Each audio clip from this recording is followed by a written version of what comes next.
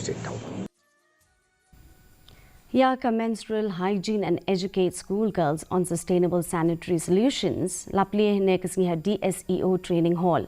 Kanika district-wide school on menstrual hygiene management gavlapan longda ka mosani ka badai ka project bala but ki bor pinya district ka Ri-Bhoi ki thmu ban ai ka jing pinso thu nakabata ki khana kan thei ban pindon kam daki jo ki pat. Deputy Commissioner Usri Abilash Baranwal ubalong kongsan jong kani ka jingelang ulapan pau ki jing chu ki kin thei ki baki kin du ki jakanong kendong kin thop ka jing sha nyau ben bat ka jing akaliang ka pisah tingkana ka benta ka kwat ka khia ka benta ki jing long kin thei tukumta ulaban jori ka jing don kam ha ka puli puthi bat banang kumno ban pendon kam biang da kita ki jo ki reusable pads. Sanitary napkins, whenever the chemist would give it, they necessarily give it in black polythene only so that it is not visible when I was going down. So all those kind of things, I mean, they are in common knowledge and so I also knew it.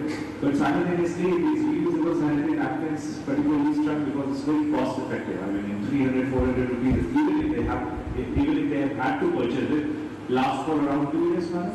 3 years.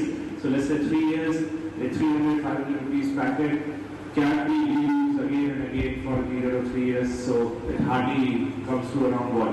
30 paise or 40 paise per day.